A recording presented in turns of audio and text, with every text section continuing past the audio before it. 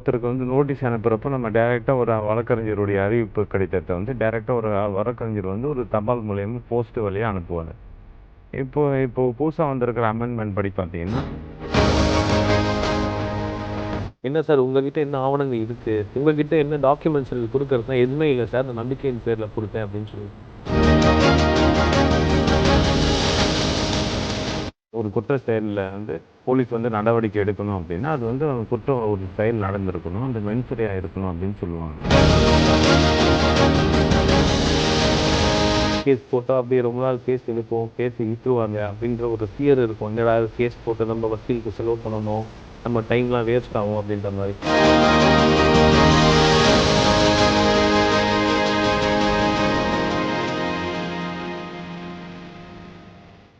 அனைவருக்கும் வணக்கம். நான் உங்க நிலா. இது சட்டம் ஒரு வகுப்பறை. இன்னைக்கு நம்ம எடுத்துருக்கிற டாபிக் என்னன்னா, இந்த பண மோசடி கேஸஸை எப்படி ஹேண்டில் பண்ணுறது, இந்த செக் பவுன்ஸ் கேஸஸை எப்படி லீகலாக நடத்தலாம் அப்படிங்கிறத தான் பார்க்க போகிறோம். அதை பற்றி உங்களுக்கு என்ன டவுட்டாக இருந்தாலும் கால் பண்ணலாம். லைன் பிஸியாக இருந்தால் 9944010692 என்ற நம்பருக்கு வாட்ஸ்அப்பும் பண்ணலாம். அப்படி நம்ம ஷோக்கு கால் பண்ணி ரீச் பண்ண முடியாத நேயர்களுக்காக கொண்டு வந்த சேவை தான் ஹலோ எஸ்ஓவி. அந்த நம்பர் நம்ம 9944010692 என்ற நம்பருக்கு நீங்கள் வாட்ஸ்அப்பில் வந்துட்டு ஹலோ எஸ்ஓவின்னு ஒரு மெசேஜ் அனுப்பிச்சிங்கன்னா நம்ம குழுவினர் உங்களுக்கு ஒரு ஃபார்ம் அனுப்பிச்சிடுவாங்க. அதில் உங்கள் கேள்விகளை எழுதி அனுப்பலாம். நம்ம குழுவினர் உங்களை காண்டாக்டும் பண்ணுவாங்க. இப்போது இந்த பண மோசடி கேஸை எப்படி ஹேண்டில் பண்ணுறது, அதிலும் முக்கியமாக வந்துட்டு இந்த செக் பவுன்ஸ் கேசஸில் புதுசாக ஏதாச்சும் ரூல்ஸ் அண்ட் ரெகுலேஷன்ஸ் வந்திருக்கா அப்படிங்கிறத நமக்கு தெளிவாக எடுத்து சொல்கிறதுக்காக 2 வழக்கறிஞர்கள் நம்ம கூட இணைஞ்சிருக்காங்க. First we have with us Yogeswaran sir. வணக்கம் sir. He has more than 16 years of experience in handling civil, criminal and matrimonial cases in both Madras High Court as well as in lower court. We welcome you to the show, sir. அடுத்து நம்ம கூட இணைஞ்சிருக்கிறது Deepan ராஜ்கிருஷ்ணா sir. வணக்கம் sir. He has more than 10 years of experience in handling civil, criminal and matrimonial cases in both Madras High Court as well as in lower court. We welcome you to the show, sir. வாங்க நிகழ்ச்சிக்குள்ள போகலாம். Sir, இப்போ இந்த check bounce cases பொறுத்த வரைக்கும் வந்துச்சு ஏதாச்சும் amendment வந்திருக்கா சார்? ஏன்னா நம்மளும் வந்துட்டு பல எபிசோட்ஸாக இந்த செக் பவுன்ஸ் கேஸ் பற்றி பேசிகிட்டு இருக்கோம். ஸோ ஐ திங்க் மக்களுக்கு ஓரளவுக்கு விழிப்புணர்வு வந்திருக்கும்.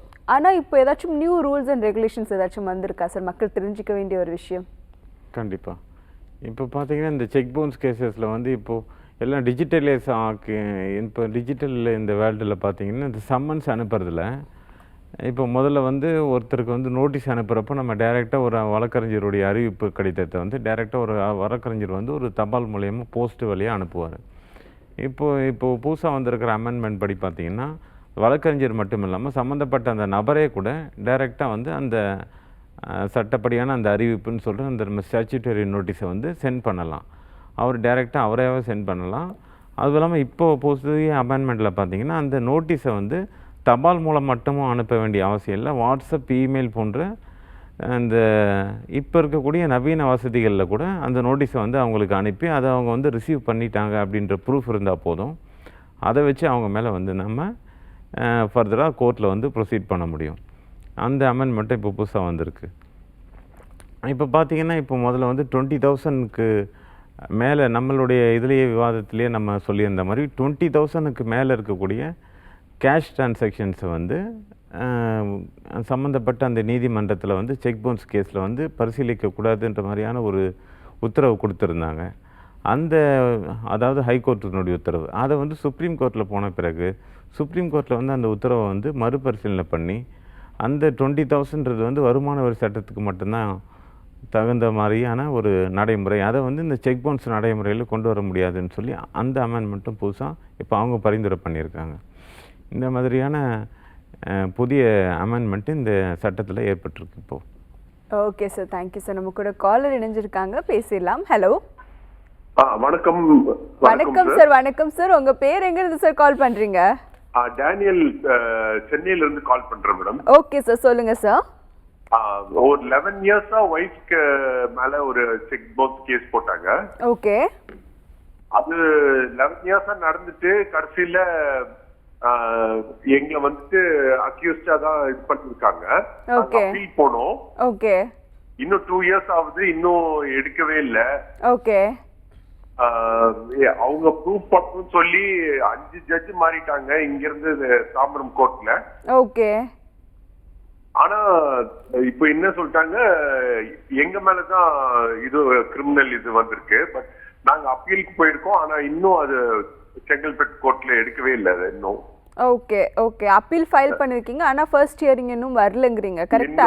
ஆமா, ஆல்மோஸ்ட் 1 இயர் ஆக போகுதுங்க மேடம். ஓகே சார், என்ன ஆர்டர் சார் பாஸ் பண்ணியிருந்தாங்க லோவர் கோர்ட்ல உங்களுக்கு? அதாவது அந்த அமௌண்ட்டை வந்து நீங்க பே பண்ணணும். ஓகே. ஆனா இது இந்த 11-12 இயர்ஸா வந்துட்டு வந்து அவங்க இந்த இது காட்டணும்னாங்க, எவிடன்ஸ் காட்டணும்னு சொல்லி 5 ஜட்ஜ் மாறிட்டாங்க. ஓகே. இப்போ புதுசா ஒரு லேடி ஜட்ஜ் வந்ததால அது என்னன்னு தெரியல, அது மாறிடுச்சு அப்படியே.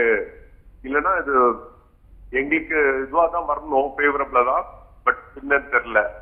ஓகே ஓகே சார், பண்ணாம ஒண்ணும் பண்ணாம அப்படியே தீர்ப்பு கொடுத்துட்டாங்க. புரியுது புரியுது சார், புரியுது சார். அதுக்கு நீங்க அப்பீல் ஃபைல் பண்ணிருக்கீங்க, கரெக்ட்டா? ஆமாங்க மேடம். ஓகே சார், இதுக்கப்புறம் என்ன பண்ணலாங்கிறத நம்ம வழக்கறிஞர் எடுத்து சொல்லுவாங்க sir, Deepan sir. Okay ma'am. Sir first உங்களோட ஜட்ஜ்மெண்ட் காப்பியை படித்து பார்த்தீங்களா நீங்கள் ஃபுல்லாக? ஆமாம் சார். அதில் வந்து அவங்க எந்த பாயிண்டில் வந்து அவங்களுக்கு வந்து அக்யூஸ்டாக அவங்களை கன்விக்ட் பண்ணியிருக்காங்கன்றது நீங்கள் பார்த்தீங்களா? ஆமாம் சார்.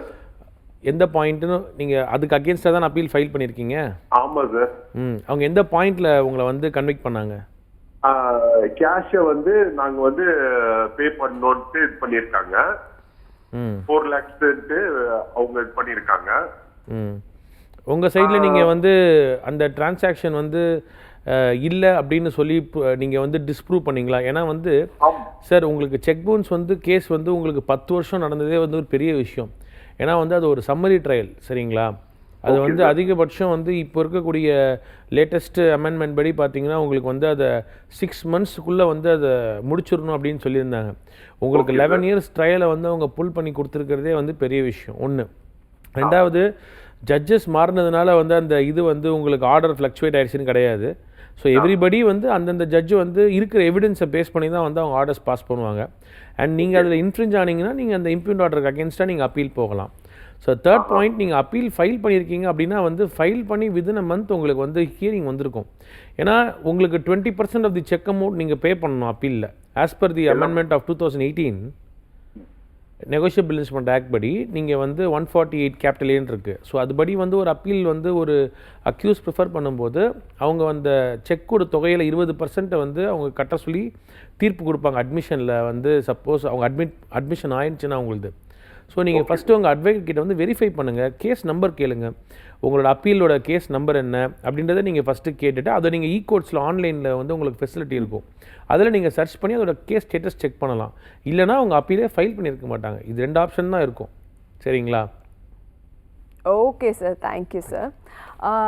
யோகேஸ்வரன் சார், இப்போ வந்துட்டு இந்த பண மோசடி வழக்குகள் அப்படிங்கிற பார்க்கும்போது வந்துட்டு எந்த மாதிரி ஒரு கம்ப்ளைண்ட் கொடுத்தா போலீஸில் வந்து இந்த பண மோசடிக்கு எடுத்துப்பாங்க சார்? ஏன்னா மக்கள் வந்துட்டு சும்மா போய் கொடுத்தாலே வந்து கம்ப்ளைண்ட்டாக எடுத்துப்பாங்கன்னு நினைக்கிறாங்க, ஆனால் அது ஆக்சுவலி எடுக்க மாட்டாங்கங்கிறது நிறையா பேருக்கு தெரியாது. ஸோ என்ன மாதிரி கம்ப்ளைண்ட் கொடுத்தா இந்த பண மோசடி கேஸுகளில் வந்துட்டு ஒரு கம்ப்ளைண்ட்டாக எடுப்பாங்கன்னு கொஞ்சம் எடுத்து சொல்லுங்கள் சார்.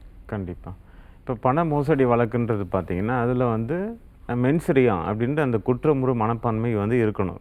ஒரு குற்ற செயலில் வந்து போலீஸ் வந்து நடவடிக்கை எடுக்கணும் அப்படின்னா அது வந்து குற்றம் ஒரு செயல் நடந்திருக்கணும், அந்த மென்சரியாக இருக்கணும் அப்படின்னு சொல்லுவாங்க.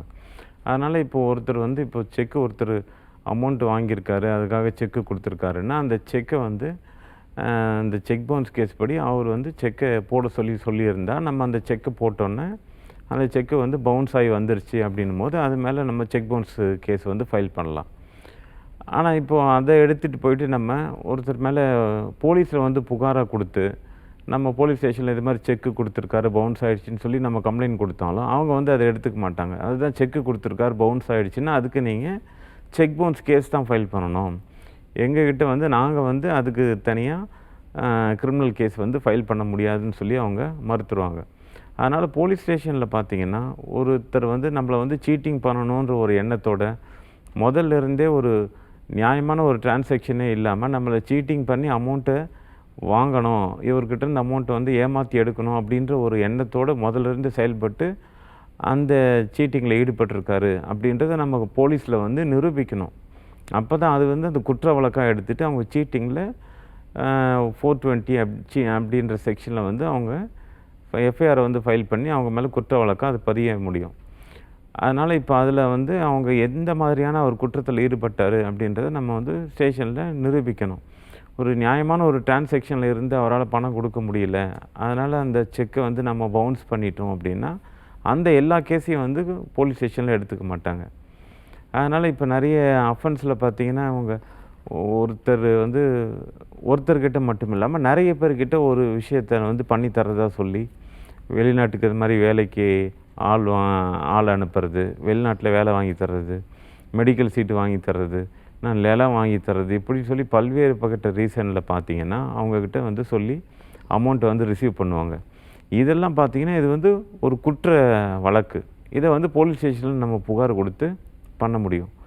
ஒரு நியாயமான டிரான்சாக்ஷனில் ஒரு பிஸ்னஸ் டிரான்சாக்ஷன்லேயோ இல்லைன்னா நமக்கு தெரிஞ்ச ஒருத்தரோ ஒரு நண்பரோ ஒருத்தர் செக்கு கொடுத்துட்டு ஒரு செக்யூரிட்டி பர்பஸ்க்காக அமௌண்ட் வாங்கியிருக்காங்க அப்படின்னும் போது அந்த செக்கு பவுன்ஸ் ஆகிடுச்சு, இல்லைன்னா அந்த செக்கு நம்ம போடாமையே கூட அவங்க மேலே போயிட்டு ஒரு கம்ப்ளைண்ட் கொடுத்தோம்னா அதை ஸ்டேஷனில் வந்து அவங்க எடுத்துக்க மாட்டாங்க. ஏன்னா இது வந்து ஒரு தவறுதலான ஒரு பிஸ்னஸ் டிரான்சாக்ஷனால் இப்போ அவங்களுக்கு ஏற்பட்டிருக்கு அப்படின்னும் போது அதை நீங்கள் வந்து சிவிலில் தான் அணுகணும். ஒரு குற்றத்தை வந்து குற்ற மனப்பான்மையோடு செய்யப்பட்ட ஒரு செயலுக்கு மட்டும்தான் நாங்கள் வந்து குற்ற வழக்காக எடுக்க முடியும் அப்படின்னு சொல்லி அவங்க திருப்பி அனுப்பிடுவாங்க. அதனால் அந்த வித்தியாசத்தை வந்து நம்ம புரிஞ்சுக்கிட்டு புகார் தெரிவிக்கணும். ஓகே சார், ரொம்ப தெளிவாக எக்ஸ்பிளைன் பண்ணுங்க. நம்ம கூட அடுத்த காலர் இணைஞ்சிருக்காங்க, பேசிடலாம். ஹலோ ஹலோ ஹலோ சார், நீங்கள் லைனில் தான் இருக்கீங்க, பேசலாம். ஹலோ ஹலோ ஹலோம்மா, பின்னாடி டிவி வால்யூம் கொஞ்சம் கம்மி பண்ணிக்கோங்கம்மா. ஹலோ ஹலோம்மா, பின்னாடி டிவி வால்யூம் கொஞ்சம் கம்மி பண்ணிக்கோங்க. டிவிலாம் இது பண்ணிட்டோமா? இல்லம்மா, ஓடலம்மா. ஓகேம்மா, சொல்லுங்கம்மா. உங்க பேர் எங்க இருந்து கால் பண்றீங்க? நான் கடலூர் மாவட்டம் நெல்லிக்குப்பட்டில பண்றேம்மா. ஓகேம்மா, சொல்லுங்கம்மா. நாங்க 5 பேரும் லோன் எடுத்துருக்கிறோம்மா. ஓகேம்மா. அதுல வந்து 2 பேர் நான் கட்டிட்டேன்றாங்க, தந்தனே போய் கட்டிக்கிறேன். கும்பலாக ஒன்னா கட்ட சொன்னாங்க, ஆனா தந்தனே கட்டிட்டாங்க. அவங்க கட்டிட்டாங்க. Okay okay. நான் கட்டுற காசெல்லாம் என்ன பண்ணிடுறாங்க, பில்லும் தர மாட்டாங்க, புக்குல வர வைக்க மாட்டாங்கம்மா. இந்தியன் பேங்க்குமா, நெல்லிக்குப்பம் இந்தியன் பேங்க்குமா. இந்தியன் பேங்கா? ஆமாம்மா. சரிம்மா சரிம்மா. இப்போ என்ன பண்ண மாட்டாங்க? எனக்கு இந்த மாசம் வர 1000 ரூபாய் இந்த 5000 போட்டு எல்லாத்தையும் எடுத்துக்கிறாங்கம்மா. எனக்கு வர மாட்டுதுமா. இதுக்கு முன்னாடி லோன் ஏதாச்சும் வாங்கி இருந்தீங்களாமா? இல்லப்பா, இந்த ஒரு லோன் மட்டும் தான் வாங்கியிருக்கோம். ஆளுக்கு 50,000, 5 பேர் சேர்ந்து 2 லட்சம் வாங்கியிருக்கிறோம். சரிம்மா சரிம்மா சரிம்மா. சின்ன கடை வைக்கிறதுக்காகப்பா. சரிம்மா. அதுல என்ன பண்றாங்க, 2 பேரும் வரவே மாட்டாங்க, கட்டுறதுக்கு லோன் கட்ட வர மாட்டாங்க. புரியுது புரியுது புரியுது. ஆனா என் காசெல்லாம் என் பசங்க என்ன அனுப்பிச்சா கூட என் காசெல்லாம் புடிச்சுக்கிறாங்கப்பா. எனக்கு இந்த 5000 வரல, இந்த 1000 ரூபாயும் வரல. புரியுது புரியுதுமா புரியுதுமா. சரி, 5,000 பணம் கட்டுறேன், அதுக்கும் பில்லு தர மாட்டாங்கப்பா. அந்த புக்லயே வர வைக்க மாட்டாங்க. புரியுது புரியுதுமா புரியுதுமா. இது என்ன பண்ணலாம்? நீ போயிட்டு 5 பேரும் கூட்டின தீர்மானம் எடுத்துட்டு வா, அப்பதான் நான் வர வைப்பேன் போ அப்படின்றாங்க. எனக்கு ரொம்ப கஷ்டமா இருக்குது, என்னப்பா செய்யறதுக்கு. புரியுது புரியுதுமா, உங்க கஷ்டம் புரியுது. இதுக்கு என்ன பண்ணலாம் சொல்லிட்டு நம்ம வழக்கறிஞர் எடுத்து சொல்லுவாங்க மதீபன் சார். சரிங்கப்பா. மேடம், நீங்கள் வாங்கியிருக்க லோன் வந்து செல்ஃப் ஹெல்ப் குரூப் லோன் தானே வாங்கியிருக்கீங்க? மகளிர் சுய உதவி குழு தானே? ஸோ அந்த மாதிரி லோன் தானே வாங்கியிருக்கீங்க? ஆமா சார். வந்து நாங்க 5 பேர் சேர்ந்து தான் சார் லோன் வாங்கிருக்கோம். சின்ன கடை சின்ன தோல் இட்லி கடை போடுற போல, பங்க் கடை வைக்கிற போல அப்படிதான் சொல்லி வாங்கிருக்கோம் சார். அதுதான் கொடுத்துருப்பாங்க. உங்களை யார் தலைவி, பிரசிடென்ட் யாரு உங்களோட குரூப் லோன்ல? தலைவி நான் தான் சார் பாதிக்கிறேன். நீங்க தான் தலைவி. சரி, ரைட். அப்போ வந்து கட்ட வேண்டிய பொறுப்பு வந்து உங்ககிட்ட தான் இருக்கு அந்த லோனுக்கு. ஸோ நீங்க தான் கட்டுறீங்க. நீங்க வந்து கட்டுற ஒரு உங்க குரூப்ல 5 பேர் இருக்கிறாங்க இல்லையா? அந்த 5 பேர்கிட்ட இருந்து நீங்க பணம் வாங்குறதுக்கு வந்து அவங்க கிட்ட இருந்து பணம் வாங்கி கலெக்ட் பண்ணி நீங்க தானே கட்டுறீங்க. அது என்கிட்ட கொடுக்க மாட்டாங்க சார். 3 மாசம் தான் ஒழுங்கா கொடுத்தாங்க. அது உங்க பொறுப்பு தான். அதுக்கு தான் நீங்க தலைவி பதவி நீங்க தானே எடுத்திருக்கீங்க. நீங்க தான் வந்து அந்த 5 பேர்கிட்ட இருந்து கலெக்ட் பண்ணி அவங்களுக்கு ஒரு ரெசிப்ட் போட்டு கொடுங்க. இந்த மாதிரி வந்து நீங்கள் ஒருத்தரும் கட்டுற பணத்துக்கு வந்து நீங்கள் ரெசிப்ட் போட்டு கொடுத்துட்டு அது நீங்கள் பேங்க்கில் நீங்கள் போய் கட்டினீங்கன்னா உங்களுக்கு ஆட்டோமேட்டிக்காக பேங்க்கில் உங்களுக்கு ஸ்டேட்மெண்ட்டில் ரிஃப்ளெக்ட் ஆகிடும். ஏன்னா வந்து இந்த மாதிரி பேசுகிறேன் கேளுங்க. இந்த மாதிரிமா உங்களுக்கு என்றைக்குமே நல்லா தெரிஞ்சுக்கோங்க. இந்த மாதிரி சுய உதவி குழு லோன் இருக்குது பார்த்தீங்களா? இதில் வந்து பார்த்திங்கன்னா jointly and severally liable concept apply ஆகும். ஸோ அதாவது ஒரு நபர் கட்டலனாலும் இன்னொரு நபர் வந்து அதுக்கு பொறுப்பேற்றுக்கக்கூடிய சூழ்நிலை இருக்குது. ஸோ அதனால் வந்து நீங்கள் வந்து ஒரு தலைவியாக இருக்கும்போது உங்களோட ரெஸ்பான்சிபிலிட்டி, உங்களை நம்பி நீங்கள் கலெக்ட் பண்ணி கொடுப்பீங்கன்றதை பேஸ் பண்ணி தான் வந்து உங்களுக்கு லோனே கொடுத்துருக்காங்க. ஸோ அதனால் வந்து நீங்கள் யாருக்கெல்லாம் வந்து உங்களுக்கு பணம் வாங்கி கொடுத்தீங்களோ அவங்களுக்கு ப்ராப்பராக ரசீது கொடுத்து அவங்க கொடுக்குற பணத்துக்கு வாங்கி அதை வந்து நீங்கள் வந்து ப்ராப்பராக பேங்க்கில் கட்டினா தான் உங்களுக்கு அந்த லோன் க்ளோஸ் ஆகும். இல்லைனா வந்து உங்களுக்கு ஆட்டோ டெபிட்டில் அந்த அக்கௌண்ட்லேருந்து பணம் ஆட்டோமேட்டிக்காக போயிட்டே தான் இருக்கும். சரிங்களா? நம்ம கூட காலேஜ் நினைஞ்சிருக்காங்க, பேசலாம். Hello hello madam. Hello sir, வணக்கம் சார். உங்கள் பேர் எங்கேருந்து சார் கால் பண்ணுறீங்க? என் பேர் ஜவஹர் மேடம். Okay sir. நாங்கள் தேனியிலிருந்து பேசுகிறோம். ஓகே சார், சொல்லுங்கள் சார்.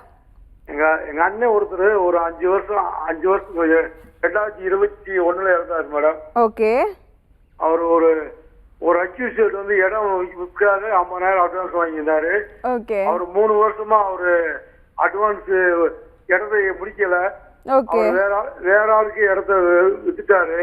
Okay sir. அவர் என்ன பண்ணிட்டாரு, நீ 10 லட்ச ரூபாய் என்கிட்ட வாங்கினா சொல்லி போய் அக்கில் வச்சு அனுப்பிச்சிட்டாரு. ஓகே. அதனால அவர் ஏற்கனவே கல்யாணம் முடிக்காதவரு. அவர் பல வாரம் டார்ச்சர் பண்ணி அவர் ஆஸ்பத்திரி பண்ணி அவர் அந்த இடத்துக்கிட்டே போய் சூசைட் பண்ணி இறந்து போனாரு. ஓகே. அது சம்பந்தப்பட்ட வாய்ஸ் எஸ்எம்ஸ் ஒரு 10 லெட்டர் எழுதியிருந்தாரு. கலெக்டருக்கு, எஸ்பிஎஸ்க்கு, நீதிபதிக்கு எல்லாருமே போலீஸ்காரங்க வாங்கிட்டாங்க. இப்ப வரைக்கும் போலீஸ்காரங்க எந்த விதமான நடவடிக்கையும் எங்களுக்கு வரல. கோர்ட்ல இருந்து எந்த சம்மனும் வரல. நாங்க டெய்லி கூலி வேலைக்கு போறதுனால நாங்க பல போலீஸ் ஸ்டேஷனுக்கு கேட்டோம். அவர் எங்களுக்கு ஒருமே தகவல் சொல்ல மாட்டேங்கிறாங்க. தகவல் சொல்ல மாட்டேங்க. எங்களுக்கு என்ன செய்யணும் தெரியல. புரியுது சார், புரியுது சார். இப்போ என்ன பண்ணலாம்னு சொல்லிட்டு நம்ம வழக்கறிஞர் கொஞ்சம் தெளிவாக எடுத்து சொல்லுவாங்க. அடுத்து என்ன பண்ணலாம்ங்கிறத யோகேஸ்வரன் சார். ஐயா, நீங்கள் அதை இன்னும் கொஞ்சம் தெளிவாக சொல்கிறீங்களா? இப்போ உங்களுடைய பிரதரா? ஆமாம் சார். சரி, என்ன பண்ணாரு? அவரு ஒரு இடத்த வந்து ஒருத்தருக்கு சேல்ஸ் பண்ண அட்வான்ஸ் வாங்கினாரு சார். ஓகே. அக்ரிமெண்ட் போட்டு அட்வான்ஸ் வாங்கினாரு. அக்ரிமெண்ட் போல சார். ஒரு வெள்ளை பேப்பரை மட்டும் 50,000 ரூபாய் அட்வான்ஸ் வாங்கிக்கிறேன், நான் இடத்த முடிச்சுக்கிறேன்னு சொல்லி அவர் 3 வருஷமா இடத்த முடிக்கவே இல்லை. சரி சரி. அவர் 3 வருஷம் இடத்த முடிக்காதனால அவர் வேற ஆள்கிட்ட அந்த இடத்த வித்துட்டாரு. யாரு? உங்க பிரதர் வந்து வேற ஒருத்தருக்கு வித்துட்டாரு. ஆமா. சரி. அவர் வித்தனால அவர் என்ன பண்ணிட்டாரு, 50,000 நீ எப்ப கொடுத்தாலும் வாங்கிக்கிறேன்னு சொன்னவரு அந்த 50,000 உங்களுக்கு கொடுக்கும்போது வாங்க மாட்டாரு. ஓகே. எனக்கு 10 ரூபா வட்டிமா கொடுத்தாச்சு நான் வாங்க சொல்லிட்டாரு. சரி. அவரு அதனால நீங்க வெள்ள பேப்பர்ல எழுதி கொடுத்துருக்க, உங்களோட வைக்கிற மாட்டோம் எதுவுமே போடல, நான் பாத்துக்கலாம் விட்டுட்டாரு. அவர் கல்யாணம் ஆகாதனால அவரை பல தடவை போன்ல டார்ச்சர் பண்ணி அவர் வைக்கணும் அடுக்கும் அந்த மன உளைச்சலாகி அவர் அந்த இடம் வித்த சூசைட் பண்ணி இறந்துட்டாரு. யாரு? உங்களுடைய பிரதர்? ஆமா, தேனி கலெக்டர் ஆஃபீஸ் பக்கத்துல. Okay okay okay. சரி சரி சரி. அதுக்கு நீங்க புகார் கொடுத்துட்டீங்க? புகார் கொடுத்துருக்காங்க, எஃப்ஐஆர் காப்பி கொடுத்துருக்காங்க.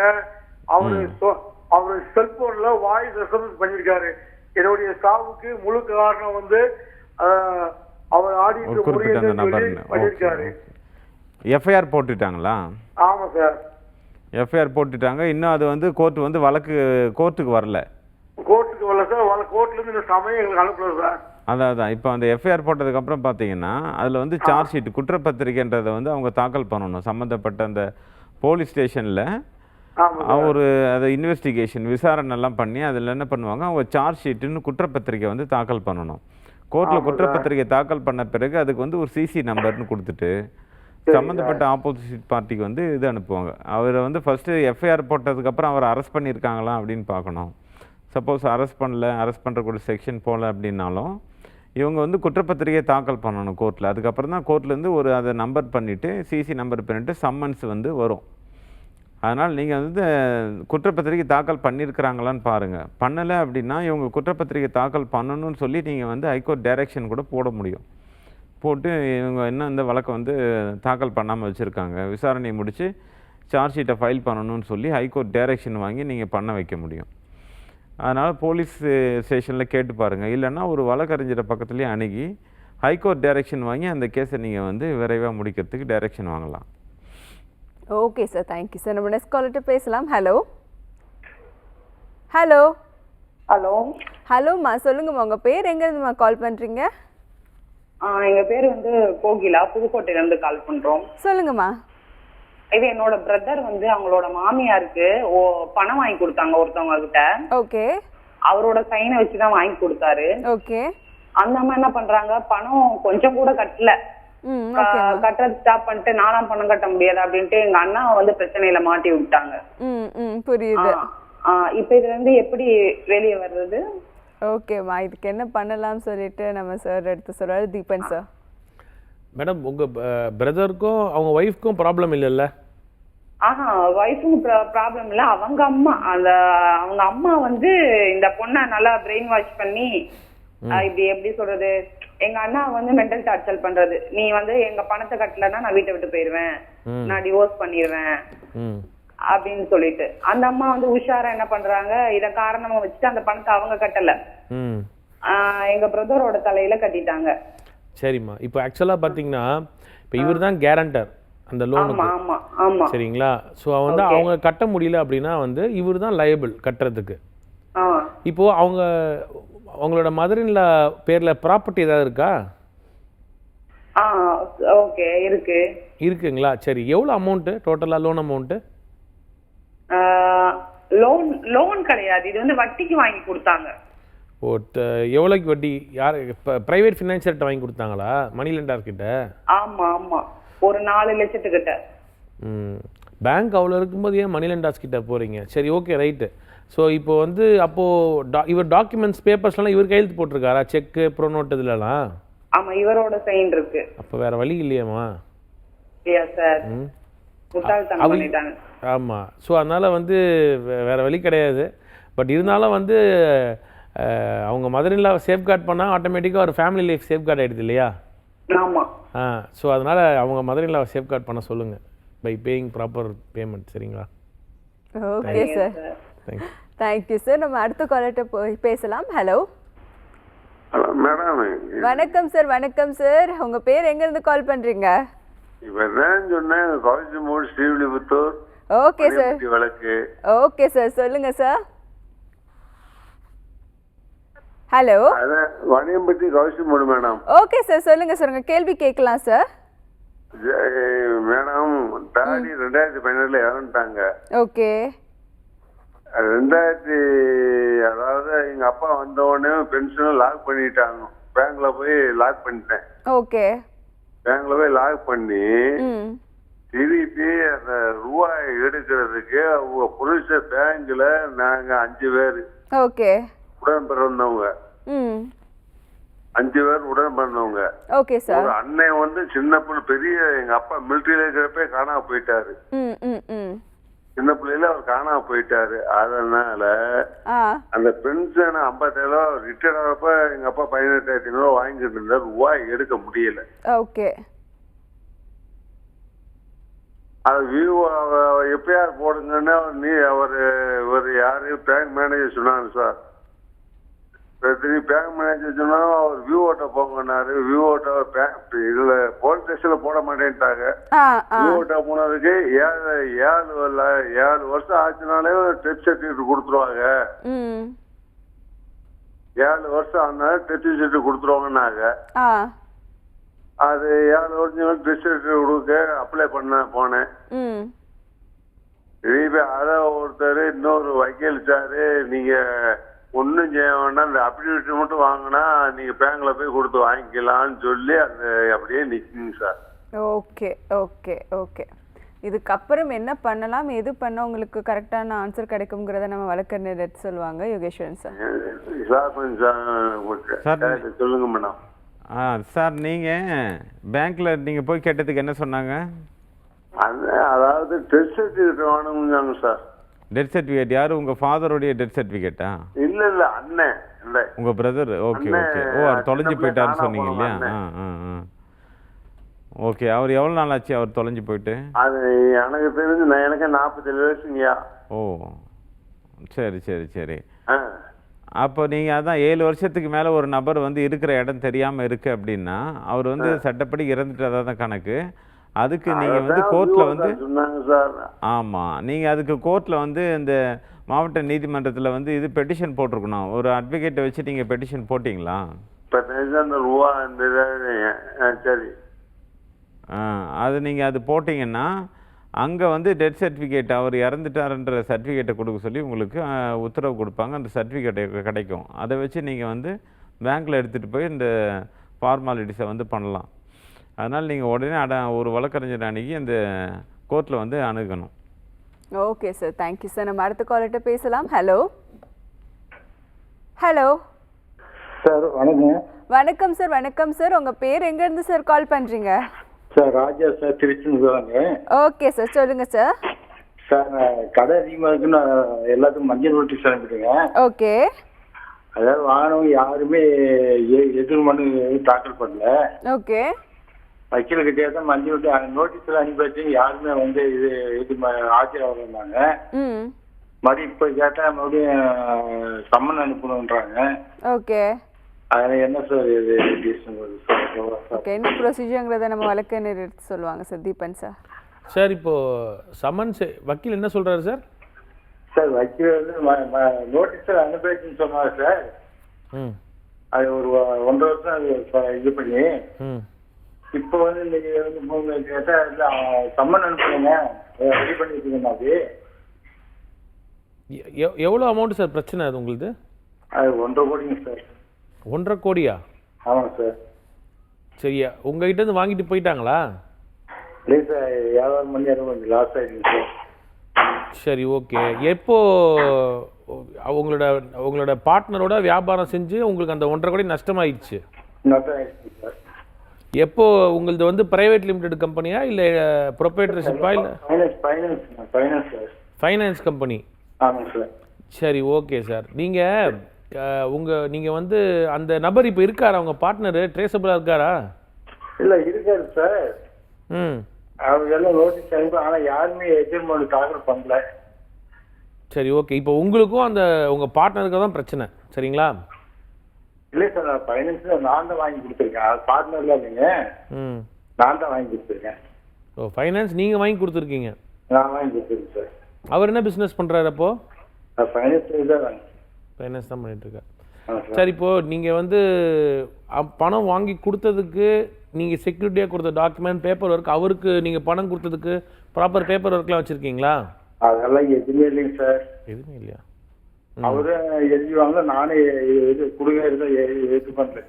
என்ன சார், யாருமே ஒரு 1500 ரூபா கூட வேற நம்பி கொடுக்க மாட்டாங்க. 1.5 கோடி ரூபா வந்து எதுவுமே பேப்பர்லாம் வாங்கி கொடுத்துருக்கேன்னு சொல்றீங்க. இல்லை சார், நம்பிக்கையில் வந்து கொடுத்தாரு சார். அது வந்து இது பண்ணி கரெக்டாக கொடுத்தேன். சரி, பரவாயில்ல. இருந்தாலும் வந்து அவருக்கு வந்து ஒரு சோர்ஸ் ஆஃப் இன்கம்னு ஒன்று இருக்கு. அந்த கான்செப்டில் நம்ம வந்து நீங்கள் அவங்கள வந்து இது பண்ணலாம். ஏன்னா அந்த தனிப்பட்ட நபருக்கு வந்து அந்த 1.5 கோடி எப்படி வந்துச்சு அப்படின்றது இன்றைக்குமே அவருக்கு ஒரு கேள்விக்குறி தான். ஸோ அதனால் வந்து நீங்கள் வந்து ஒரு அட்வொகேட்டை வச்சு ப்ராப்பராக இப்போ ஒரு நோட்டீஸ் அனுப்புங்க, சரிங்களா? அதான் கரெக்டு. அதை இனிஷியேட் பண்ணிவிட்டு அதுக்கப்புறமா வந்து என்ன ரிப்ளை வருதுன்னு பாருங்கள். அப்படி இல்லைனா வந்து நீங்கள் அவர் மேலே வந்து ஒரு சூட் தான் போடணும் நீங்கள், சரிங்களா? நம்ம கூட காலர்ஸ் இணைஞ்சிருக்காங்க, பேசலாம். ஹலோ ஹலோ ஹலோ ஹலோம்மா, உங்கள் பேர் எங்கேருந்துமா கால் பண்ணுறீங்க? ஹலோ ஹலோ ஹலோ மேம், நீங்கள் பேசலாம். டிவி வால்யூம் கம்மி பண்ணிக்கோங்க.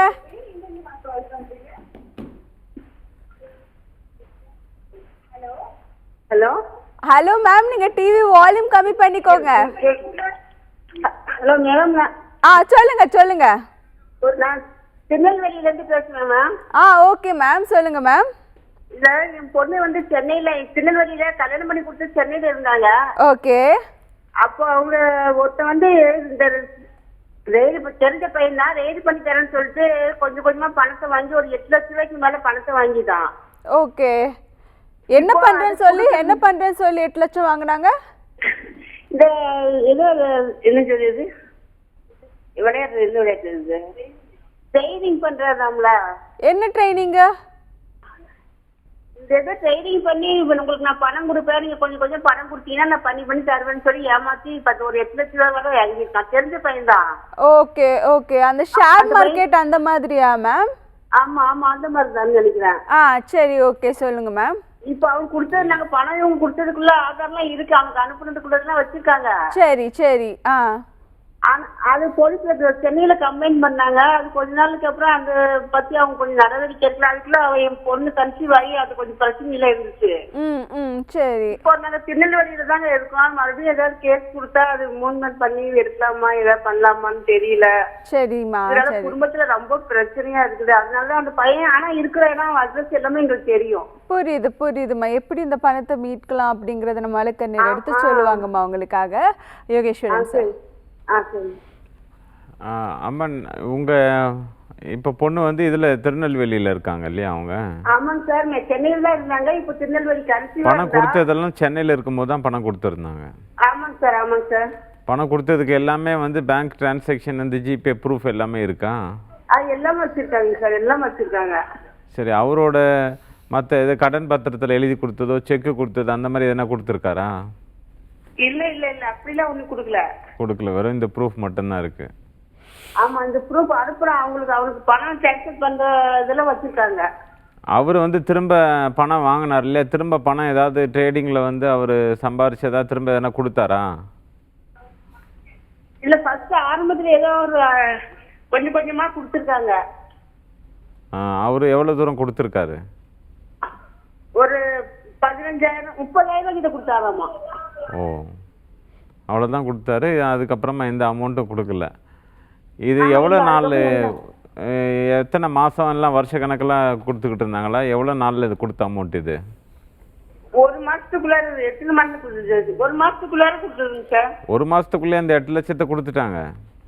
ஆமா, ஒரு மாசம் இந்த இப்படி கொடுத்தா டபுளா கொடுத்தீங்கன்னா உங்களுக்கு இப்படி கிடைக்கும் இப்படி கிடைக்கும் அந்த பையன் சொல்லி ஏமாத்திருக்கான்.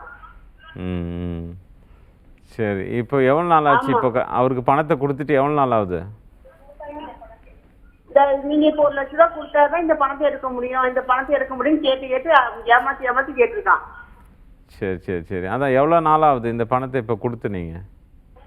இப்போ போன ஜனவரிங்க சார். ஓ, அது கேஸ் சென்னையில வந்து நம்பர் 2 சேலையூர் போலீஸ் ஸ்டேஷன்ல கம்ப்ளைண்ட் பண்ணாங்க. சரி, அது மேல எதனா எஃப்ஐஆர் எதனா போட்டிருக்காங்களா? ஆமா, எஃப்ஐஆர் போட்டிருக்காங்க சார். ஓ, எஃப்ஐஆர் போட்டிருக்காங்களா? சரி. ஆமா, அதுக்கு இடையில கொஞ்சம் குடும்பத்துல பிரச்சனையாகி கன்சீவா இருந்தா. சரி. எஃப்ஐஆர் போட்டிருந்தா அதுக்கப்புறம் அது மேல் நடவடிக்கை என்ன எடுத்திருக்கிறாங்கன்னு சம்மந்தப்பட்ட அந்த போலீஸ் ஸ்டேஷன் நீங்க கேட்டு பாருங்க. சரிங்க சார். அவங்க வந்து எஃப்ஐஆர் போட்டதுனால அடுத்து வந்து அந்த விசாரிச்சு குற்றப்பத்திரிக்கையை வந்து கோர்ட்டில் தாக்கல் பண்ணணும். அப்போ அவர் மேலே வந்து அது ஒரு கிரிமினல் கேஸாக வந்து வரும். அப்போ அவர் வந்து கோர்ட்டுக்கு வர வேண்டியிருக்கும். அதனால் அவங்களுக்கு வந்து அந்த கேஸினுடைய நம்பர்லாம் கொடுப்பாங்க. நீங்கள் வந்து போய் சாட்சியம் கொடுக்குற மாதிரி இருக்கும். அதனால் அந்த போலீஸ் ஸ்டேஷனில் காண்டாக்ட் பண்ணி கேட்டு பாருங்கள், கேஸ் நம்பர் ஆகிருக்கா, சார்ஜ் ஷீட் ஃபைல் பண்ணிட்டாங்களா அப்படின்னு கேட்டு பாருங்கள். அப்படி இல்லை அப்படின்னா நீங்கள் அவங்க மேலே சார்ஜ் ஷீட்டை அந்த நபர் மேலே ஃபைல் பண்ண சொல்லி நீங்கள் ஹைகோர்ட் போய் டைரெக்ஷன் தான் வாங்கி ஆகணும். ஆல்ரெடி எஃப்ஐஆர் போட்டிருக்கிறதுனால அதை நீங்கள் ஃபாலோ பண்ணியே கொஞ்சம் சார்ஜ் ஷீட்டை ஃபைல் பண்ணி கோர்ட்டில் கேஸை கொண்டு வந்தீங்கன்னா உங்களுக்கு ரெக்கவரி வாங்கிறதுக்கு கொஞ்சம் வாய்ப்பு இருக்குது. Okay sir, thank you sir. நம்ம அடுத்த காலர்கிட்ட பேசலாம். ஹலோ. வணக்கம் மேம். வணக்கம் சார், உங்கள் பேர் எங்கேருந்து சார் கால் பண்ணுறீங்க? சார், நான் உத்தரமேலேருந்து பேசுகிறேன் மேம். என் பேர் ராஜு. ஓகே சார், சொல்லுங்கள் சார். ஒன்றும் இல்லை மேம், எங்கள் அம்மா வந்து செத்து ஒரு 8 வருஷம் ஆகுது. ஓகே. அவங்க வந்து இந்தியன் பேங்க்ல அக்கௌண்ட் இருந்தது. ஓகே. அந்த செத்ததுனால டெத் சர்டிஃபிகேட், அந்த வாரிசு சர்டிஃபிகேட் எல்லாம் வாங்க சொன்னாங்க. ஓகே. எல்லாம் வாங்கிட்ட பிறகு வாங்கும் போது என் தம்பி கூட இருந்தான். ஓகே. வாங்கிட்டு பேங்க்குக்கு போகும்போது கையெழுத்து போடும்போது என் தம்பி நான் போட மாட்டேன், நான் ஏன் போடணும் அப்படின்னு சொல்லிட்டான். அந்த டைம்ல நான் என்ன பண்ணிட்டேன், அந்த கோபத்துல அந்த சர்டிஃபிகேட் எல்லாம் போய் கிழிச்சிட்டேன். இப்ப வந்து மறுபடியும் வாங்கலாம் அப்படின்னு கூப்பிடுறான். புரியுது. இப்போ நான் மறுபடியும் வாங்கணும்னு ட்ரை பண்ணா என்ன பண்ணலாம்? மறுபடியும் அதே மாதிரி பண்ணலாம். ஓகே சார், என்ன பண்ணலாங்கிறத நம்ம எடுத்துருவாங்க சார். தீபன் சார். சார், நீங்கள் வந்து தாசில்தார் ஆஃபீஸ் அப்ரோச் பண்ணிவிட்டு அந்த பர்டிகுலர் டெத் சர்டிஃபிகேட்டுக்கும் லீகல் சர்டிஃபிகேட்டுக்கும் நகல் வேணும்னு சொல்லி ஒரு ட்ரூ காப்பி கேட்டு நீங்கள் ரிக்வஸ்ட் லெட்டர் கொடுங்க. உங்களுக்கு அதோட காப்பி ட்ரூ காப்பி சீல் போட்டு கொடுத்துருவாங்க. சரிங்களா? ஏன்னா ஃபர்ஸ்ட் வாங்கிட்டு என்கிட்ட இல்லை எதுவுமே. எது புரியல? ஃபர்ஸ்ட் டெத் சர்டிஃபிகேட் வாரிசு சர்டிஃபிகேட்லாம் வாங்கணும் இல்லையா, அது என்கிட்ட இப்போ இல்லை. பரவாயில்ல, அதுதான் நீங்கள் போய் திருப்பி ஒரு நகல் வேணும்னு சொல்லிட்டு அப்ளை பண்ணுங்க தாசில்தார் கிட்ட. தாசில்தார் வேணுமா? ஆமாம், அந்த ஆஃபீஸில் அப்ளை பண்ணுங்க, உங்களுக்கு ட்ரூ காப்பி சீல் போட்டு கொடுத்துருவாங்க. சரி sir. Okay sir, thank you sir. நம்ம அடுத்த காலர்கிட்ட பேசலாம். ஹலோ.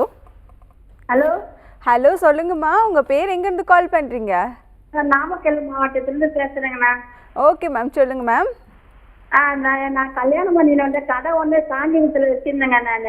ஓகே. அது முனிசிபாலிட்டி கடை அது. ஓகே. அது வந்து என் பேர்ல மாற்றி வச்சிருந்தேன். அந்த கடை நான் தான் சொந்தமா வாங்கி வச்சிருந்தேன். ஓகே. அந்த கடை வாங்கி வச்சிருந்தேன். செஞ்சு கல்யாணம் ஆயிடுச்சு, நான் வந்துட்டேன் நானுங்க. ஓகே.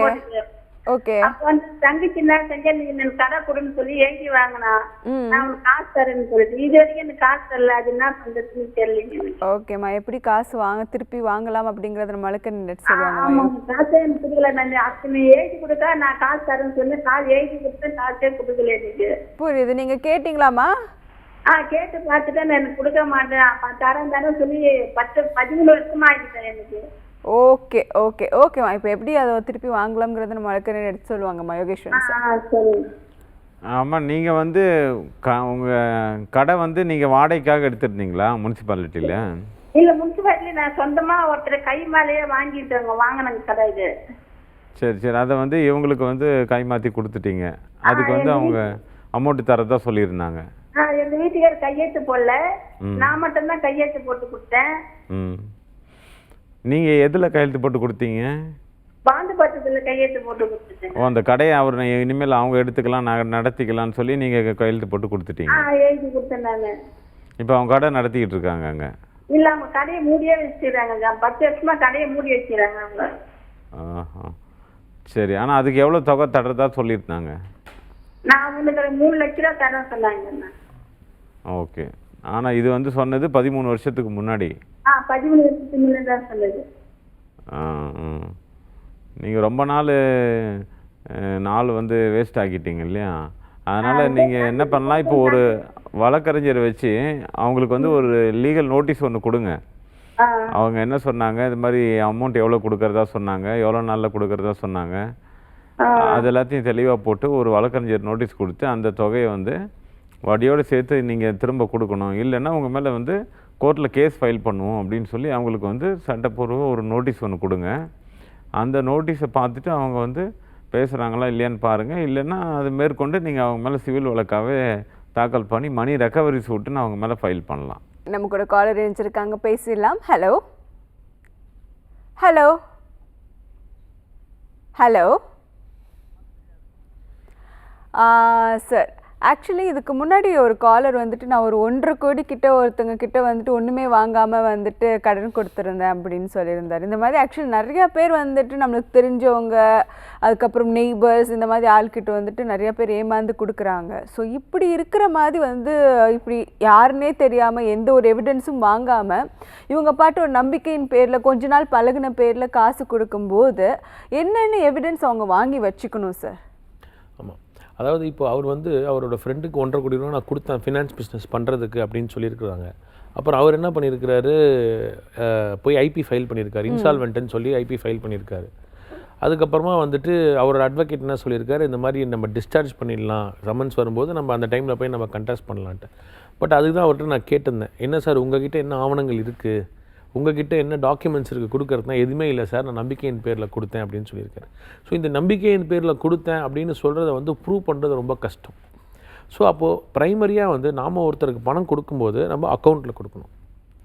ரெண்டாவது, நம்ம வந்து கொடுக்கும்போதே அவங்கக்கிட்ட எழுதி வாங்கிக்கணும். இந்த மாதிரி ஒரு ரிட்டன் டாக்குமெண்ட்டாக நம்ம ஒரு 100 ருபீஸ் ஸ்டாம்ப் பேப்பர், அதுக்கு மேலே தான் வாங்கணும், அது கீழே வாங்கக்கூடாது. ஸோ 100 ருபீஸ் ஸ்டாம்ப் பேப்பர் வந்து நம்ம இப்போது ஸ்டாம்பே கிடைக்கிது, ஆன்லைனில் கூட நம்ம ஃபீஸ் கட்டி நம்ம அதை என்க்ளோஸ் பண்ணிக்கலாம், அந்த நேம் பார்ட்டிஸ் நேம் போட்டு. அதில் வந்து இந்த மாதிரி என்ன பர்பஸுக்கோசரம், ஃபஸ்ட்டு அப்ஜெக்டிவ், எந்த பர்பஸுக்கோசரம் நம்ம பணம் தரோம், ரெண்டாவது இன்ட்ரெஸ்ட் ரீபேமெண்ட் எப்படி இருக்குது, மூணாவது வந்து அந்த இது ஃபெயிலியர் ஆச்சுன்னா எப்படி அந்த அமௌண்ட்டை வந்து திருப்பி வாங்குறதுக்கான அந்த ஒரு சேஃப்டி கிளாஸ். அட்லீஸ்ட் இந்த மினிமமாக இந்த 3 விஷயங்கள் மாத்திரம் ரொம்ப தெளிவாக வந்து அந்த அக்ரிமெண்ட்டில் போட்டு வச்சுக்கணும். அதை ரெஜிஸ்டர் பண்ணால் இன்னும் பெட்டர். அது ஒரு லோன் அக்ரிமெண்ட்டாக ரெஜிஸ்டர் பண்ணலாம், இல்லை ஒரு ஃப்ரெண்ட்லி லோனாகவும் நீங்கள் ரெஜிஸ்டர் பண்ணிக்கலாம். ஸோ எப்படியோ அதை நம்ம ரெஜிஸ்டர் பண்ணுறது மேண்டேட்ரி. இந்த டாக்குமெண்ட் இருந்தாலே போதும், மினிமமாக நம்ம வந்து கண்டெஸ்ட் பண்ணி நம்ம வந்து கிளைம் பண்ணிக்கிறதுக்கு. பட் ஜென்ரலாக நான் நம்பிக்கையின் பேரில் கொடுத்துட்டேன், 1.5 கோடி கொடுத்துட்டேன் அப்படின்னா அது வந்து நமக்கு ஒரு டிஃபிகல்ட்டாக இருக்கும்.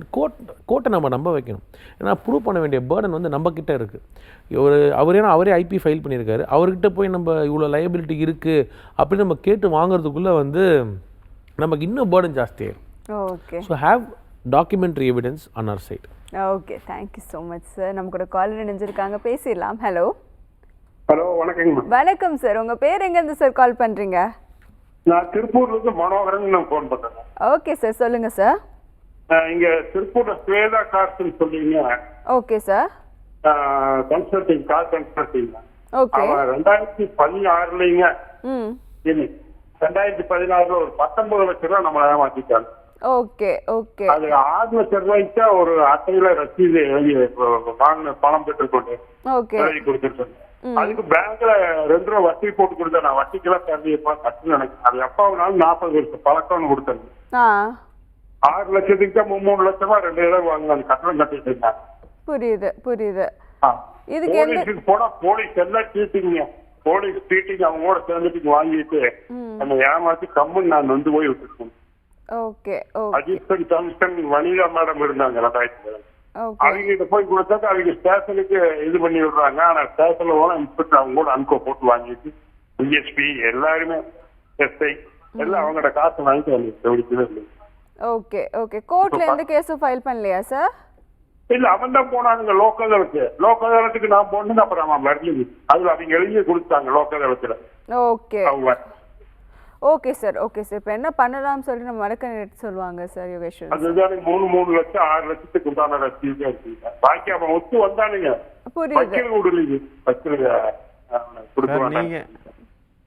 நீங்க அது சம்பந்தமா புகார் கொடுத்துருக்கீங்களா போலீஸ் ஸ்டேஷன்ல? புகார் கொடுத்து ஒரு 5-6 வருஷம் கொடுத்தாச்சு. அது மேல அவங்க நடவடிக்கை எடுக்கல. இப்போ நீங்க நடவடிக்கை எடுக்க காசு வாங்கிக்கலாம். அதான் அதுக்கு நீங்கள் பொதுவாக பார்த்தீங்கன்னா போலீஸ் ஸ்டேஷனில் ஒரு கம்ப்ளைண்ட் கொடுத்து அவங்க எடுக்கலை அப்படின்னா நீங்கள் வந்து என்ன பண்ணலான்னா அந்த போலீஸ் ஸ்டேஷனில் இருக்கக்கூடிய அந்த சம்மந்தப்பட்ட அதிகார வரம்பில் இருக்கக்கூடிய மேஜிஸ்ட்ரேட் கோர்ட்டில் நீங்கள் எஃப்ஐஆர் டைரக்ஷன் ஃபைல் பண்ணலாம் போலீஸுக்கு. அதாவது கோர்ட்டில் போயிட்டு நீங்கள் போலீஸுக்கு வந்து ஒரு டைரக்ஷன், நான் இது மாதிரி கொடுத்த புகார் மேலே எஃப்ஐஆர் ஃபைல் பண்ணி அவங்க மேலே நடவடிக்கை எடுக்கணும்னு சொல்லி எஃப்ஐஆர் டைரக்ஷன் போட்டு வாங்க முடியும் கோர்ட்லேருந்து. இப்போ 10 வருஷம் ஆயிடுச்சு தப்பே முடியல. இப்போ நீங்கள் அந்த புகார் கொடுத்து 10 வருஷம் ஆயிடுச்சிங்களா? 10 வருஷம் இல்லைங்க, ஒரு 5 வருஷம். 5 வருஷம். சரி, ஓகே, பரவாயில்ல. இந்த கொரோனாலாம் இருந்ததுனால நீங்கள் அந்த கொடுத்த புகார் அது மேலே நீங்கள் இது வரைக்கும் என்னென்ன ரிமைண்டர் யார் யார் கொடுத்துருக்கீங்க எல்லாத்தையும் வச்சு மெயினாக உங்களுக்கு என்ன ஆதாரம் இருக்குது, அவங்க சீட்டிங் பண்ணியிருக்காங்க அப்படின்னு கொடுத்துருக்கீங்க இல்லையா, அதுக்கு என்ன எவிடன்ஸ் இருக்குது எல்லாத்தையும் கூட வச்சு நீங்கள் இது மாதிரி புகார் கொடுத்து இவ்வளோ நாளாவது இது மேலே இன்னும் எஃப்ஐஆர் கூட ஃபைல் பண்ணாமல் வச்சுருக்காங்கன்னு சொல்லி நீங்கள் எஃப்ஐஆர் டைரக்ஷன் போயிட்டு கோர்ட்டில் வாங்கி எஃப்ஐஆர் டைரக்ஷன் போட்டிங்கன்னா அப்போ எஃப்ஐஆர் அவங்க மேலே போட்டுட்டு அது வந்து குற்றப்பத்திரிகை தாக்கல் பண்ணி அது ஒரு கிரிமினல் கேஸாக மாற்றுவாங்க. அதனால் முதற்கட்டமாக நீங்கள் இமீடியட்டாக ஒரு அட்வொகேட் அன்னைக்கு ஒரு எஃப்ஐஆர் டைரக்ஷன் போடுங்க போலீஸ் ஸ்டேஷன் மேலே. ஒரு காலேஜ் நினைச்சிருக்காங்க, பேசலாம். ஹலோ, வணக்கம் மேம். வணக்கம் சார். உங்கள் பேர் எங்கேருந்து சார் கால் பண்ணுறீங்க? என் பேர் டேவிட், நான் வந்து ராஜபாளையத்துலேருந்து கால் பண்ணுறேன். ஓகே சார், சொல்லுங்கள் சார். ஓகே, இப்போ எனக்கு வந்து நான் ஒரு கம்பெனிக்கு வந்து பேமெண்ட் பண்ணியிருக்கேன் மேம். அதாவது வந்துட்டு மெட்டீரியல் ஆர்டர் பண்ணி நம்ம பேமெண்ட் பண்ணியிருக்கோம். ஓகே, சரிங்களா? இப்போ மெட்டீரியலும் டெலிவரி பண்ணல, அவங்க வந்து இந்த பண்ணுறேன்னு சொன்னாங்க, பண்ணல. ஸோ இப்போ பேமெண்ட் ரீஃபண்ட் கேட்டாலும் அந்த ஆக்சுவல் பேமெண்ட் ரீஃபண்ட் கேட்டாலும் இது வரைக்கும் தரல. ஓகே, ஸோ அதை என்ன பண்ணலாம்? ஏன்னா இது எல்லாமே சின்ன அமௌண்டா இருக்கிறதுனால வந்துட்டு நான் இது கோர்ட் கேஸா கொண்டு போறதுக்கு அது விருப்பம் இல்ல. ஓகே, எப்படி வேகமா கொஞ்சம் முடிக்கலாம், அதே மாதிரி பணத்தையும் மீட்டெடுக்கலாம், அல்லது மெட்டீரியல் கிடைச்சாலும் உங்களுக்கு ஓகே, கரெக்டா? ஓகே மேம், கண்டிப்பா. Okay okay sir. இதுக்கு என்ன பண்ணலாம் சார் நம்மளுக்கு சொல்லுவாங்க sir Yogeswaran sir.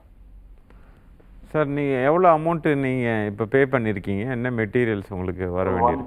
1.5 lakhs sir. அது வந்து சானிட்டரி நாப்கின்ஸ், நம்ம சின்ன இதில் தான் நம்ம பண்ணுறோம்.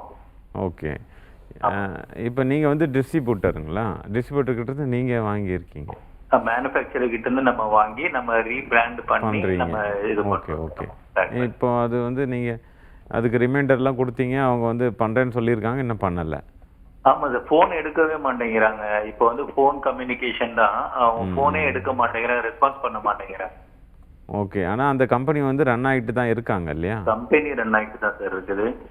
ஈவன் லாஸ்ட் வீக் கூட நான் நேரா போயிட்டு இது பண்ணிட்டு வந்தேன். நேரா போய் பார்த்தா நாங்க பேமெண்ட் பண்றோம் அப்படின்றாங்க. ஆனா அங்க ப்ராப்பர் ரெஸ்பான்ஸ் பண்ற பர்சன் யாரும் இல்ல, வெறும் ஒர்க்கர்ஸ் மட்டும் தான் இருக்காங்க. ஸோ அவங்க கிட்ட நம்ம எதுவும் பேச முடியல. ஓகே, நீங்கள் இப்போ இந்த அமௌண்ட்டு ட்ரான்ஸ்ஃபர் பண்ணதெல்லாம் அந்த கம்பெனியோடைய அக்கௌண்ட்டுக்கு பண்ணியிருக்கீங்களா? ஆமாம் சார். சரி சரி சரி. அதான் நீங்கள் இப்போது ப்ராப்பராக பார்த்தீங்கன்னா நீங்கள் அதுக்கு வந்து ஒரு மணி ரெக்கவரி சூட்டு இப்போ அவங்க மேலே ஃபைல் பண்ணலாம். ஆனால் நீங்கள் சொன்ன மாதிரி இப்போ அது பார்த்தீங்கன்னா சிவில் கேஸாக நீங்கள் ஃபைல் பண்ண வேண்டியிருக்கும். ஆமா சார், அதுதான். அதனால் நீங்கள் வந்து வேணால் ஃபஸ்ட்டு ஒரு அவங்க மேலே வந்து போலீஸ் ஸ்டேஷனில் வேணால் ஒரு கம்ப்ளைண்ட் கொடுங்க. இது மாதிரி கம்ப்ளைண்ட் கொடுத்துருக்கீங்களா அதுக்கு முன்னாடி? இல்ல சார், இதுக்கு முன்னாடி நான் கம்ப்ளைண்ட் இன்னும் கொடுக்கல இல்லையா? நீங்கள் வந்து போலீஸ் ஸ்டேஷனில் வேணால் ஒரு கம்ப்ளைண்ட் கொடுங்க. Okay sir. என்ன இந்த மாதிரி சீட்டிங் பண்ணிட்டாங்க, இவ்வளோ அமௌண்ட்டு பேமெண்ட் பண்ணியிருக்கோம், இது மாதிரி பொருளும் கொடுக்கல, ஆமா பணம் அமௌண்ட்டையும் திரும்ப அனுப்பல அப்படின்னு சொல்லி நீங்கள் அவங்க மேலே ஒரு சீட்டிங் கம்ப்ளைண்ட் கொடுங்க. அப்போ ஸ்டேஷனில் அவங்க விசாரணை கூப்பிட்டாங்கன்னா அவங்க தரப்புலேருந்து யாராவது வந்து பதில் சொல்லி தான் ஆகணும் ப்ராப்பராக. அப்போ அதுக்கு என்ன பதில் சொல்கிறாங்கன்னு பாருங்கள். சப்போஸ் அதில் வந்து உங்களுக்கு ப்ராப்பராக ரெமெடி அங்கே கிடைக்கலன்னும் போது அடுத்த ஆப்ஷன் உங்களுக்கு வேறு எதுவும் இல்லை. நீங்கள் ஒரு அட்வொகேட் வச்சு நோட்டீஸ் அனுப்பிச்சிட்டு மணி ரெக்கவரி சூட்டாகவே ஃபைல் பண்ணிடலாம். ஆனால் ஃபஸ்ட்டு நீங்கள் ஒரு ஸ்டேஷனில் கொடுக்குறது வந்து அந்த லிமிட்டில் இருக்க ஸ்டேஷன் தான் கொடுக்கணுமா, இல்லை நான் இங்கே ஃபார் எக்ஸாம்பிள் நான் சென்னை தமிழ்நாடு, அவங்க வந்து சூரத்து, ஸோ அங்கே வந்து அங்கே போய் தான் கொடுக்கணும்? இல்லை, உங்களுடைய அக்கௌண்ட்லேருந்து தான் இப்போ அமௌண்ட்டு நீங்கள் அங்கே அனுப்பிச்சிருக்கீங்க இல்லையா? அதனால் உங்களுடைய அந்த அக்கௌண்ட்டை பேஸ் பண்ணி கூட நீங்கள் இங்கேயே கொடுத்துடலாம்.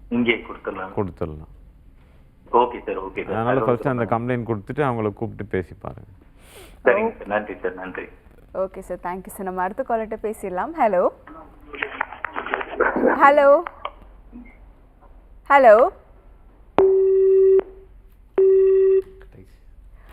சார், ஆக்சுவலி இதுக்கு முன்னாடி நம்ம சார் வந்துட்டு ஆரம்பத்தில் நம்மளோட ஷோவோட தலைப்பு, அதாவது வந்து புது அமெண்ட்மெண்ட்ஸ் செக் இதில் வந்து என்னென்ன இருக்குதுன்னு சொல்லி கொஞ்சம் தெளிவாக எடுத்து சொன்னார்.